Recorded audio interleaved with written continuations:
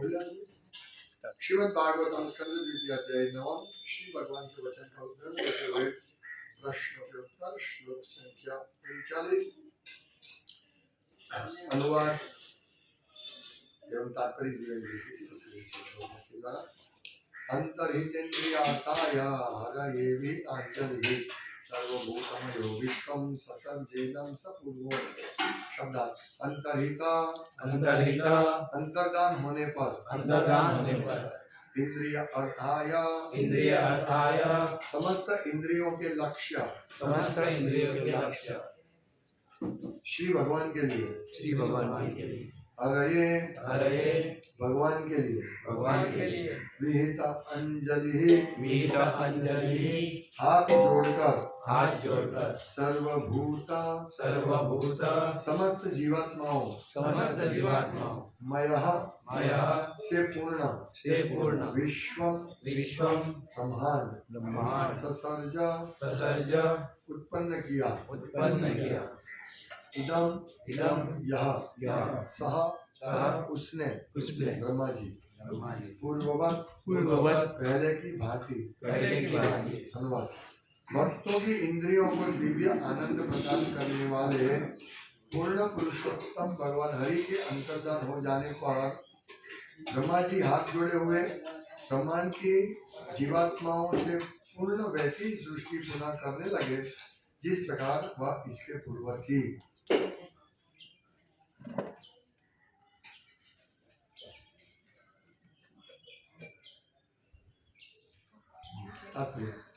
पूर्ण पुरुषोत्तम भगवान हरि समस्त जीवात्माओं की इंद्रियों को परिपूर्ण करने के उपादान है।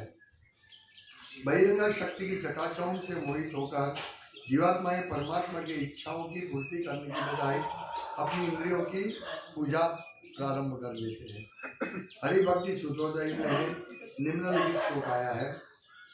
अक्षो हि फलं पादृश दर्शनम हि तनो फलं पादृश गात्र संगः जीवा फलं पादृश कीर्तनम हि सुदुर्लभा भागवता हि भूते। हे भगवत भक्त, आंखें तुम्हें देखकर सफल हो जाती है और तुम्हारे देह के स्पर्श की पूर्ति हो जाती है। जीवा तुम्हारे गुणों के गान के लिए है, क्योंकि इस संसार में भगवान का शुद्ध भक्त पाना अत्यंत दुर्लभ है। प्रारंभ में जीवात्माओं को इंद्रियां इस प्रयोजन के लिए प्रदान की गई थी कि वे उनसे भगवान अथवा उनके भक्तों की प्रीतिपूर्वक सेवा करें, किंतु बद्ध जीव बहिरंगा शक्ति के मोह में आकर इंद्रिय सुख से सम्मोहित हो गए। अतएव ईश्वर चेतना की सारी प्रक्रिया इंद्रियों के बद्ध कार्यों को सही मार्ग पर लाना और फिर से उन्हें भगवान की सेवा में लगाना है। इसलिए ब्रह्मा जी ने पुनः सृष्ट ब्रह्मांड में कार्य करने के लिए बद्ध जीवों की फिर से सृष्टि करके अपनी इंद्रियों को भगवान की प्रत्यक्ष सेवा में लगाया। इस प्रकार यह ब्रह्मांड भगवान की इच्छा से उत्पन्न और विनष्ट होता है। इसकी सृष्टि बद्ध जीवों को अवसर प्रदान करने के लिए की जाती है, जिससे वे भगवान के धाम वापस जाने की दिशा में कार्य कर सके।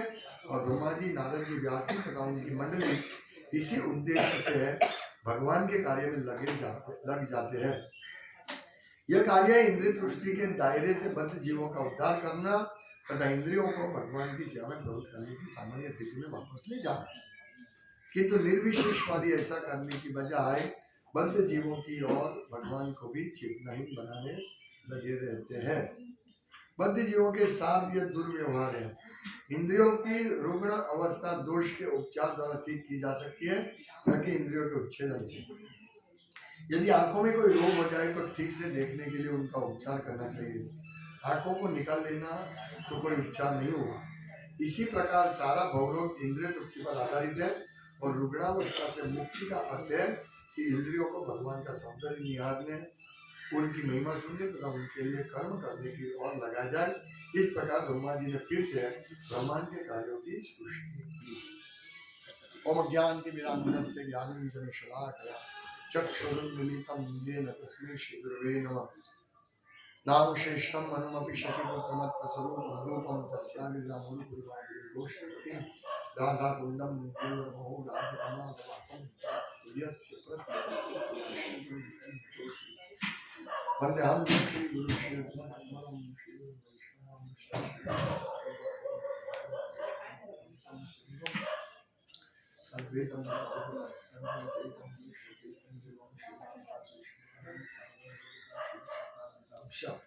हरे कृष्णा कृष्णा कृष्णा हरे हरे हरे राम राम राम हरे हरे।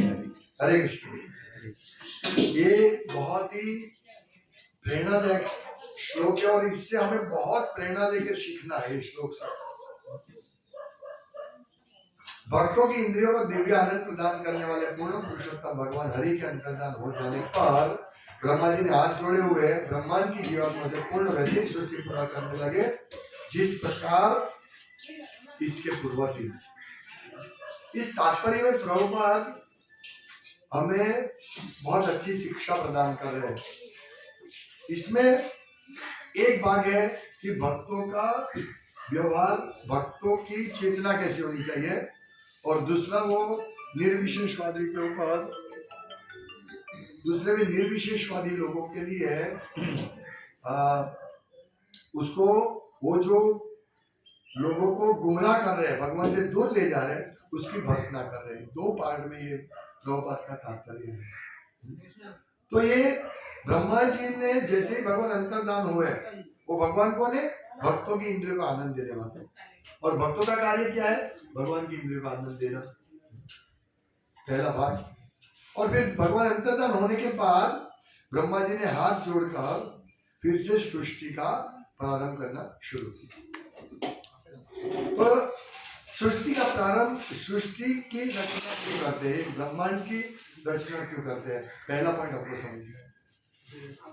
ब्रह्मांड की रचना इसलिए करते हैं ताकि बद्ध जीवों को एक मौका मिले और वो भगवत धाम पुनः जा सके। इसके लिए सृष्टि की संरचना की गई है। यह कार्य है, देखिए कौन कौन इस कार्य को करते हैं। ब्रह्मांड भगवान की इच्छा से उत्पन्न और विनष्ट होता है। इसकी सृष्टि बद्ध जीवों को अवसर प्रदान करने के लिए की जाती है, जिससे वे भगवान के नाम वापस जाने की दिशा में कार्य कर सके। और ब्रह्मा जी, नारद जी, व्यास जी तथा उनकी मंडली इसी उद्देश्य से भगवान के कार्य में लग जाते हैं। यह कार्य है इंद्रिय तुष्टि के दायरे से बद्ध जीवों का उद्धार करना तथा इंद्रियों को भगवान की सेवा में प्रवृत्त करने की, जीवों की सामान्य स्थिति में लाना। यानी हम लोगों की इंद्रियों को वापस भगवान की सेवा में लगाने के लिए ये भौतिक जगत का, भौतिक सृष्टि का निर्माण किया गया है। हम इतने अपनी इंद्रिय तृप्ति में इतने फंस गए हैं, पहले तो हम भगवत धाम थे, वहां से इंद्रिय तृप्ति में इतने फंस गए कि जो भी चीज इस संसार में देखेंगे तुरंत हम क्या बोलेंगे, मेरे भोगने की है। पहले हम यही सोचेंगे। यदि हमारे पास 1 करोड़ रुपया आ जाता तो हम क्या सोचते हैं, 1 करोड़ से मैं 99,99,000 रुपया से बंगला, गाड़ी, जो भी आया अच्छा वो ले लो। पहले तो हमारी सोच ये होता है। इतनी हमारी बिगड़ गई है इंद्रिया। एक बार अमेरिका में या लंदन में प्रभुपाद खिड़की के बाहर देख रहे थे, तो भक्ति सोचे प्रभुपाद ये अमेरिका, इंग्लैंड में शायद नहीं, लंदन या अमेरिका, खिड़की के बाहर, अमेरिका में। तो बोले प्रभुपाद देखो बाहर देख रहे हैं भौतिक, वो भक्ति सोचे। फिर प्रभुपाद को पूछा आप क्या देख रहे हैं? नहीं, प्रभुपाद ने मुड़ के बोला देखो सामने जो ट्रक पड़ी है ना, हम उस ट्रक में जगन्नाथ की यात्रा निकाल के कैसा होगा? अब समझ रहे? शुद्ध भक्ति दृष्टि क्या होती है, एक एक चीज भगवान की सेवा में लगाने के लिए सोचते हैं। हम यहाँ जाने से ये वहां देख रहे हैं कितना सुंदर बंगला है, उधर बाजू में कितना स्वच्छ सुशील है, दूर से कितना अच्छा लगता है। हम क्या सोचते हैं, ये बंगला हो जाएगा। हमारा पहला सोच तो यही होता है। हाँ, तो ये हमारी इंद्रिय इतनी गिर चुकी है, भौतिक जगत में इतनी घुल गई है कि कि हमें मालूम ही नहीं है कि ये जो इंद्रियां भगवान ने दी है उनकी सेवा के लिए, और ये इंद्रियां यदि भगवान की सेवा में लगाएंगे तो हमारा परम कल्याण होगा। तो हमें श्रील प्रभुपाद की तरह अपनी इंद्रियों को भगवान की सेवा में लगाना है। पहले जैसे इंद्रियों को इतना शुद्ध करना है कि जैसे हम किसी चीज को देखे हमारे दिमाग में पहला प्रश्न ये आना चाहिए कि हम इस चीज को भगवान की सेवा में कैसे लगाएं। पहले सैलरी आता है, सैलरी देके क्या सोचना चाहिए, पहले भी इसमें से भगवान के लिए पैसा निकालो। ये हमारी इंद्रिय शुद्धि की शुरुआत है, पहले तो निकालने का है। अभी तो हम ये सोच नहीं सकते पूरा भगवान को दे दे, ये तो अभी हमारी इंद्रिय नहीं है, ऐसी नहीं है। इसलिए पहले ही हमारी सोच कम से कम इतना तो शुद्ध होना चाहिए कि जैसे ही हमारी इनकम आती है हम इसको भगवान के लिए साइड पे पहले निकाल दें, बस ये है शुरुआत। हाँ, भगवत धाम जाने के लिए इंद्रिय शुद्ध करनी पड़ेगी, और इंद्रिय शुद्धि की शुरुआत ऐसे होगी, छोटे छोटे कार्य से सब चीज में कृष्ण को रखे। जैसे यहाँ कितना सुंदर मैदान है, तो हम सोचे हमारे गार्डन बनाए, हमारे सूरत में भी हम ऐसा बना दे गार्डन, ऐसे हमारा सेंटर हो तो कैसा है, इस प्रकार हमारी सोच होनी चाहिए। हम इसको भगवान की सेवा के लिए, तो इसके लिए पैसा चाहिए, तो ठीक है हम पैसा कलेक्ट करेंगे, और पैसा कलेक्ट करके भगवान के लिए एक सेंटर ऐसा बनाए। तो ये पहला दृष्टिकोण है कि हमारा इस तात्पर्य का पहला दृष्टिकोण है कि सबसे पहले हमें अपनी इंद्रिय को शुद्ध करना है। हम भक्ति करते हैं, फिर भी हमारा 99% सोचना तो यही होता है कि हमारे लिए वापरे, हमारे लिए वापरे। और यदि हम ऐसा नहीं सोचेंगे, मतलब भगवान के लिए वापरने के लिए नहीं सोचेंगे, तो माया हमको ऐसी फेंक देगी कि हम लोग उसमें से बाहर ही नहीं निकल पाएंगे। इसलिए क्योंकि क्या होता है, हमारे पास पैसा आता है, और वो पैसा आते ही हम क्या करेंगे, माया बैठने नहीं देगी वो पैसा। यदि हम कृष्ण के लिए साइड पे नहीं रखेंगे तो माया क्या सोचेगी, हमसे क्या करवाएगी, ये पैसे से तुम एक बड़ा घर बनाओ। कल मैंने बताया ना, घर बनाने से कितना बड़ा तकलीफ होता है, और वो घर बनाएंगे तो हमारे पास 2 लाख रुपया आया, तो ठीक है 30 लाख रुपए का लोन ले लेते हैं, 32 लाख का घर बनाते हैं। ये पहले हम सोचते हैं। तो इस प्रकार माया बोलती है तुम घर बनाओ, वहां भक्त आके रहेंगे, तुम बहुत अच्छी भक्ति कर सकोगे। तो ये हमारा दृष्टिकोण रहता है, इसको शुद्ध करना है, और सीधा ऐसे ही सोचना है, जो मेरे पास पैसा है तो उसको मैं पहले कृष्ण की सेवा लगाऊं, इससे बचे तो मैं कुछ करूंगा और मेरे लिए। लेकिन ये सोचना बहुत डिफिकल्ट है, ये सोचना बहुत डिफिकल्ट है। हमें जैसे ब्रह्मा जी, नारद जी, व्यास जी, ये सब किसमें लगे हुए हैं, वो सतत कैसे भगवान के पास लोगों को पहुंचा जाए इसमें ही सोचते हैं। व्यासदेव बैठे थे निराश होकर, उन्होंने महाभारत की रचना की, निराश उदास थे, क्योंकि वो अपने लिए नहीं थे, उनको संतुष्टि नहीं मिली, क्योंकि उन्होंने हरि कथा का विस्तृत वर्णन नहीं किया था। तो नारद जी आके पहले ही नारद जी समझ गए, उनकी दृष्टिकोण क्या थी, बद्ध जीवों जो अभी जन्म लेंगे इस कलयुग में, वो बहुत ही भयंकर स्थिति में रहेंगे, उसके लिए हमें कुछ करना पड़ेगा। और यही दृष्टिकोण हमारा होना चाहिए कि हमें इस बद्ध जीवों के लिए करना पड़ेगा। और इसीलिए हम लोग क्या करते हैं, पुस्तक वितरण करते हैं। तो ये शुरुआत है, ऐसा करते करते करते करते हमारी इंद्रिय शुद्ध होगी धीरे धीरे धीरे, और फिर हम यही सोचेंगे कि हमारी इंद्रिय का उपयोग भगवान की सेवा में कैसे होगा। तो शुरुआत है, इसीलिए पुस्तक वितरण करना बहुत आवश्यक है हमारी इंद्रियों को शुद्ध करने के लिए। जो पुस्तक वितरण नहीं करेंगे तो उनकी इंद्रिय जल्दी शुद्ध नहीं होगी, क्योंकि हमारा कलयुग में माहौल ही ऐसा है, वातावरण ही ऐसा है कि हम जैसे भक्ति करेंगे जब करेंगे सब करेंगे तो तुरंत ही माया कोई भक्त के रूप में आके या किसी भी रूप में आके हमको और इंद्रिय तृप्ति के लिए फंसाने का प्रयास करेगा। ऐसा भक्त होते हैं, सिर्फ जब करते हैं, फिर जब करते करते वो बातें करने लगते हैं, सोचने लगते हैं। तो इस प्रकार माया जब करते टाइम भी पकड़ लेती है। इसलिए हमको बहुत सावधान रहना है ऐसे लोगों से जो हमें इंद्रिय तृप्ति के लिए प्रेरित करे, और ऐसे लोगों का संग करना है नारद मुनि की तरह जो हमको सिर्फ और सिर्फ हमारी इंद्रियों को कृष्ण की सेवा में लगाने के लिए हमें प्रेरित करें। जब हमने सेंटर क्यों बनाया? ये सेंटर बनाने का उद्देश्य ब्रह्मा जी के उद्देश्य से मिलता जुलता है। यहाँ ब्रह्मा जी ने क्या किया? जीवात्माओं को पूर्ण वैसे ही सृष्टि पूर्ण करने के लिए वो इस विश्व के सर्जन में लग गए, और इसी प्रकार हम लोगों ने ये सेंटर बनाया है भक्त जीवों को एक मौका देने के लिए, ताकि वो यहाँ आए, भगवत भक्ति सीखे, श्रवण कीर्तन करे, और स्वयं धीरे धीरे धीरे उन लोगों को अपना भौतिक जीवन से निवृत्त होकर भगवत भक्ति में आगे बढ़े।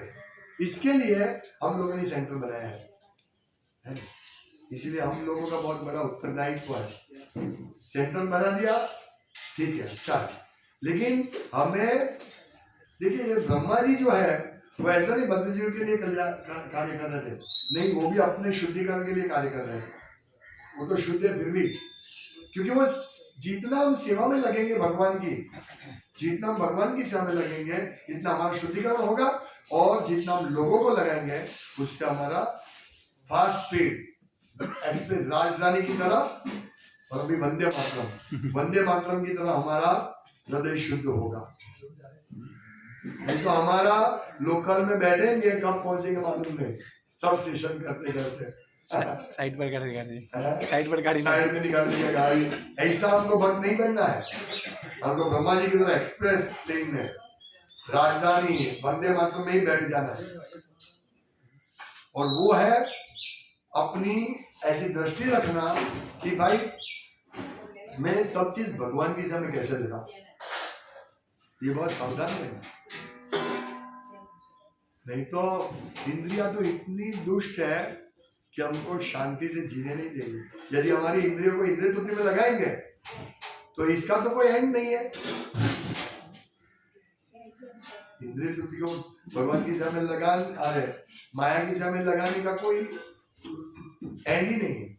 वो भी राजधानी है, लेकिन वो राजधानी नरक की ओर ले जाएगी। इंद्रिय तृप्ति को मतलब अपनी इंद्रियों को अपनी तुष्टि के लिए लगाना, वो नरक की राजधानी है, नरक की वंदे मातरम ट्रेन है। और अपनी इंद्रियों को भगवान की सेवा में लगाना और दूसरे को भी मदद करना कि वो अपनी इंद्रियों को भगवान की सेवा में लगाए, ये एक्सप्रेस है भगवत नाम। और भक्तों के पास ये दोनों की टिकट है। भक्तों के पास दोनों की टिकट का चांस है। लेकिन प्रभुपाद कहते हैं निर्विशेषवादी जो है उसके पास ये भगवत धाम की टिकट का चांस ही नहीं, नो रूम। तत्काल भी नहीं मिलेगा उसको। भक्तों को तत्काल मिल सकता है, और भक्तों को ऑर्डिनरी टिकट भी मिल सकती है, मतलब उसका बुकिंग हो सकता है। भक्तों के पास ये चांस है। यहाँ प्रभुपाद लिखते हैं कि बद्ध जीव का उद्धार करना तथा बद्ध जीवों की इंद्रियों को भगवान की सेवा में प्रवृत्त करने की सामान्य स्थिति में वापस ले जाना भक्तों का कर्तव्य है। किंतु निर्विशेषवादी ऐसा करने के बजाय बद्ध जीवों को और भगवान को भी जितना विहीन बनाने लगते हैं। बद्ध जीवों के साथ यह दुर्व्यवहार है। निर्विशेषवादी बोलते भगवान की इंद्रिय क्या है, भगवान के कुछ नहीं है, आंख नहीं है, निराकार है, तो ये भगवान के प्रति दुर्व्यवहार है। अभी निराकार है तो आपको क्या करना है? और श्रवण कीर्तन तो करना नहीं है। हम श्रवण कीर्तन करेंगे, पहले सब वो देख लो, बराबर गिरा क्या नहीं गिरा देख लो, फिर हम जहाँ अपने इंद्रिय को लगाएंगे। देख लिया, ये ऐसे हमारा मन देखो। यहाँ इतनी ब्रह्मांड में जो ब्रह्मा जी कथा करते हैं ब्रह्मलोक में, वही कथा यहाँ चल रही है, लेकिन हमारी इंद्रिय कैसी है? इधर उधर घूमती रहती है। और ये ऐसा है जैसे हम जप करते हैं जब करते करते करते कैसे हमको नींद आ जाए, सपना आ जाते हैं, मालूम नहीं पड़ता। हम सोचते हम तो जब कर रहे हैं, लेकिन हमको तो लगता है हरे कृष्ण बोल रहे, लेकिन नींद इतनी मधुर आ जाती है और सपना इतना अच्छा आ जाता है कि हमको मालूम ही नहीं कि हम जब में रुक गए। फिर कोई जोर से बोले हरे कृष्ण, हाँ उठ जाए। ऐसा ही है, हमारी इंद्री कहाँ चली जाएगी। हम सोचते हम तो सुन रहे हैं, लेकिन हम वो मोबाइल में देख रहे हैं। हम सुन रहे हैं, देख रहे हैं, सुन नहीं रहे, सिर्फ देख रहे हैं, है ना। क्योंकि हमारी इंद्रियों को भगवान में रुचि नहीं है, इसीलिए हमारा मन इधर उधर भागता है। इसीलिए मन को केंद्रित करना पड़ेगा, नहीं तो ये काम नहीं बनेगा। इधर देखो उधर देखो, नहीं, कंसंट्रेशन रखो। ये मुझे सुनना है, इतना महत्वपूर्ण टॉपिक चल रहा है, ये सुनना है। आजू बाजू कुछ भी हो, कोई प्रॉब्लम वो हमें देखना नहीं, वो चलता ही रहेगा। एक गच्छति इति जगत, एक जगत चलता ही रहेगा। कुत्ते भौंकते ही रहेंगे, हम सोचेंगे कुत्ते में ध्यान रखें, हमारी इंद्रिय वहां चले जाएगी। कुत्ते की भौंक, जो कुत्ते का भौंकेगा वो सुनने में तुरंत, लेकिन कथा सुनने के लिए बहुत दुष्ट है, हमारी इंद्रिय बहुत दुष्ट है। इसीलिए हमको बहुत सावधान रहना है। हम जो हम माला तो कर रहे हैं, तो हम ये सब हमको जानते हैं। ये ब्रह्मा जी हमारी इंद्रियों को भगवान की सेवा में लगा, मन क्या बोलेगा हम जानते हैं, हमारी इंद्रियों को भगवान की सेवा में लगानी है, हम जानते हैं। इधर उधर देख लेंगे, कोई प्रॉब्लम नहीं। हम 16 माला करते हैं, थोड़ा इधर उधर देख लिया, क्या फायदा, तो क्या प्रॉब्लम है। यही बात है, इंद्रिया तो यही सोचेगा, मन तो यही सोचेगा, इसको थोड़ा जाने दो, इधर उधर जाने दो, हमें जाने नहीं देना। हमें ब्रह्मा जी के उद्देश्य को पूर्ण करना है। उन्होंने इस भौतिक जगत को बनाया, फिर मौका कब मिलेगा। इस भौतिक जगत को ब्रह्मा जी ने बनाया है हमको भगवत धाम वापस जाने के लिए। और देखो ब्रह्मा जी को भी टाइम है भगवत धाम जाने के, क्योंकि उनका ये सेवा है, लेकिन हमारे पास तो बहुत कम टाइम है, बहुत कम टाइम। कब हमारा इस शरीर से निकाल हो जाएगा हमको मालूम भी नहीं पड़ेगा। लेकिन हमको ये है, आश्वासन है कि हमको अपना मन आश्वासन देता है, नहीं नहीं तुम अभी युवान हो, अभी तुम नहीं मरोगे, गारंटी। मन ऐसी गारंटी देते अभी ठीक है, तुम सेवा करते रहो, जो आता है वो करते रहो, और अपना घर भी बनाते रहो, इस भौतिक जगत में भी तुम शांति से जी सको, ऐसा करते रहो, सेवा करते रहो। ऐसा मन हमारा दुष्ट है। इसीलिए हमें तुरंत सावधान होकर भगवान की भक्ति करनी है, नहीं तो हमारा जीवन सफल नहीं होगा।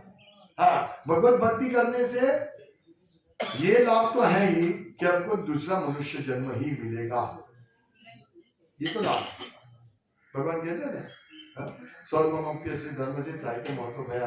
मान भाई में से बचा भगवान बचाएंगे, कुत्ते बिल्लियां नहीं बनेंगे। जो माया करता है वो तो उसको लाभ इतना तो है। पर हम जब हमको 1 करोड़ रुपए का सैलरी मिल रहा है तो हम 100 रुपए की सैलरी के पीछे क्यों दौड़े।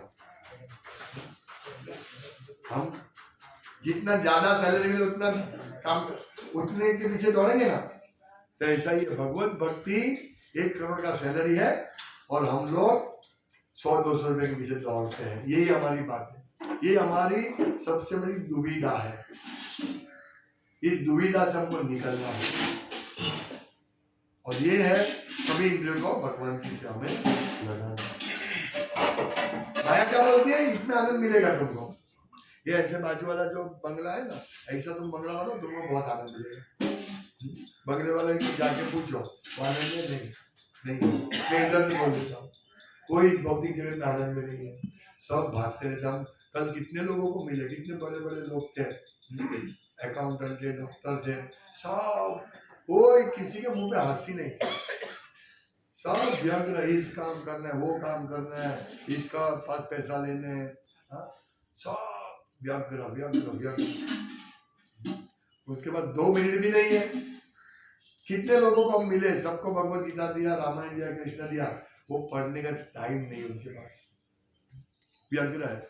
वो सोचते बस मेरा इतना काम कर लो, 60 साल तक काम कर लो, 61 साल में सूरज 61 ईयर का होगा, बर्थडे होगी मेरी, तब सूरज दादा उदित होंगे और सूरज दादा हमको बोल देंगे भाई अभी तुम्हारा 61 हुआ, अभी तुम जाओ भक्ति करो, ऐसा बोलेंगे?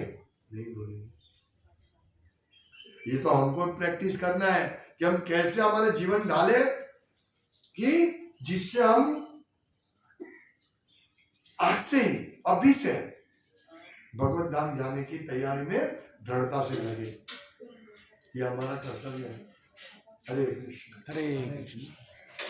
ये कहते हैं ना, हम लोग रोगिष्ठ थे, रुग्ण अवस्था से मुक्ति आते इंद्रियों को भगवान का सौंदर्य निहारने, उनकी महिमा सुने तथा उनके लिए कर्म करने की ओर लगाया जाए। यही है उद्देश्य और कोई उद्देश्य नहीं। हरे हरे किसी कोई प्रश्न? जैसे आपने बोला कि हमारी इंद्रिया जो है वो विषय को आसक्त होती है, तो एक्चुअली हमारा जो स्वरूप है वो है भगवान का दास होना। इसलिए इंद्रियों को भी भगवान, जब हम भक्ति करते हैं, जब करते हैं, पहले तो मालूम नहीं था, जब मालूम पड़ता है उस टाइम में हम भक्ति प्रारंभ करते हैं तो वो छोड़ के इसमें ज़्यादा आसक्ति होना चाहिए था इसका, क्योंकि हमारा स्वरूप ऐसा है, इसीलिए तो ऐसा क्यों नहीं होता है? प्रश्न ये है कि हम तो हमारे स्वरूप है जीवे स्वरूप कृष्ण नित्य दास, हम तो कृष्ण के दास है। तो जब हमको शरीर मिलता है तो हम कृष्ण की दास, कृष्ण की सेवा करने के प्रति आक्रोश होने की बजाय भौतिक भोग में क्यों आक्रोश है? ये है ना आपका प्रश्न, यही प्रश्न है। हम क्योंकि आत्मा का स्वरूप वो है, आत्मा का स्वरूप तो ये है। हमको ज्ञान नॉलेज नहीं था, तो बाद में नॉलेज आता है कि आत्मा का स्वरूप वही है, जो हमको नॉलेज भी आ गया है। ओपन क्या होता है? नेचुरली हम आसक्त होते हैं भौतिक चीजों में। हम भौतिक चीजों में आसक्त होते हैं। हाँ, तो स्वरूप उसका वैसा होने के कारण हमको थोड़ा ज्यादा इधर आकर्षित क्यों नहीं होते? हाँ, हमारा स्वरूप है, फिर भी हमको कृष्ण में आसक्ति क्यों नहीं होती है? बहुत सुंदर प्रश्न है, बहुत अच्छा प्रश्न है। हाँ? तो यही प्रश्न जब अर्जुन को पूछा तो यही प्रश्न कि भाई मन जो है ये बहुत ही दुष्कर है, दुष्ट है, दुष्कर, वो जीत नहीं सकते। क्या है मन? हम लोग इस मन को लेके, मन बुद्धि अहंकार, ये भौतिक मन बुद्धि अहंकार लेकर इस भौतिक जगत में टाइम इमेमोरियल अनंत काल से घूम रहे हैं। इसीलिए आत्मा जो है, आत्मा सच्चिदानंद है, लेकिन जो मन है, मन के ऊपर इतनी इच्छाओं है, अनगिनत इच्छाओं है, इच्छा है मन के ऊपर,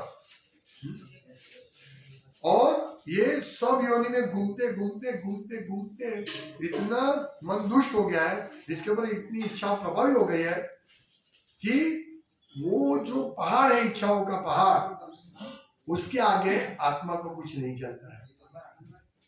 इच्छाओं का पहाड़ है, काम, क्रोध, लोभ, मोह, मद, मात्सर्य, ये सब हमारी कामना है, वासना है, और ये वासना को शुद्ध करना पड़ेगा सबसे पहले, तब तो जाके हमको मालूम पड़े, ये ज्ञान आ गया।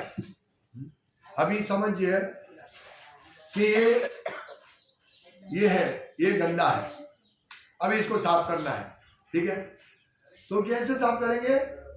रुमाल लेकर या कोई ऐसे साबुन लेकर इसको साफ करेंगे। तो एक ज्ञान है हमारे पास कि साबुन और रुमाल से इसको साफ करना, ये ज्ञान है। लेकिन हम इतने आलसी है कि नहीं, अभी दूसरा काम करेंगे, इसको साफ नहीं करना है।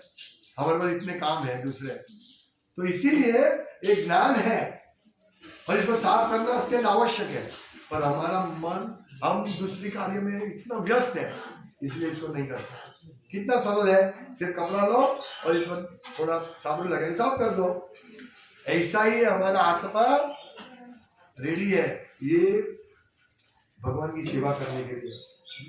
और भगवान की सेवा,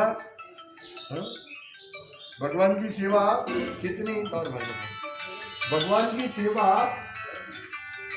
करने के लिए आत्मा रेडी है, लेकिन मन इतना हैवी है, उस काम को लोग वो मन में से इतना हैवी है कि आत्मा को उसका कार्य नहीं करने देते, और बुद्धि मन के वश में है, बुद्धि मन के वश में है, इसलिए बुद्धि आत्मा को, अरे बुद्धि मन को कंट्रोल नहीं कर सकती है।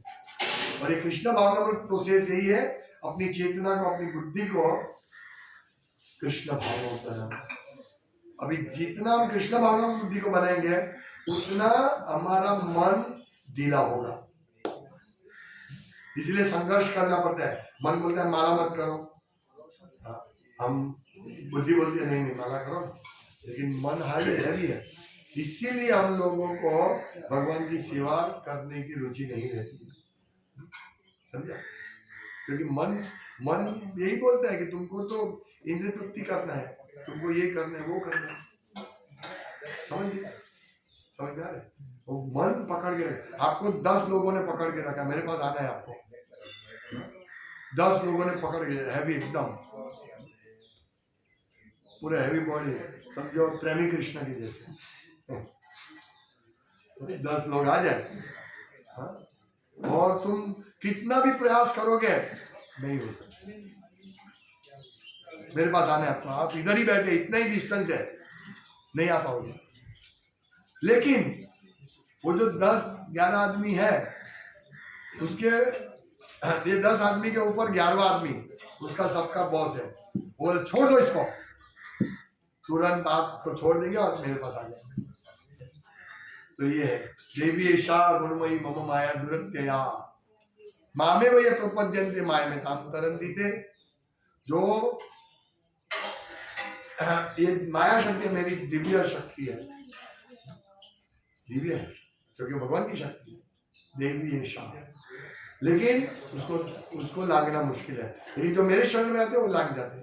इसीलिए भक्ति प्रोसेस हम करते हैं ताकि हम ये जो आत्मा के ऊपर जो ये फॉल्स ईगो, अहंकार, झूठा अहंकार, मन और बुद्धि का जो आवरण है भौतिक, वो निकल जाए। ये आवरण की वजह से हम लोग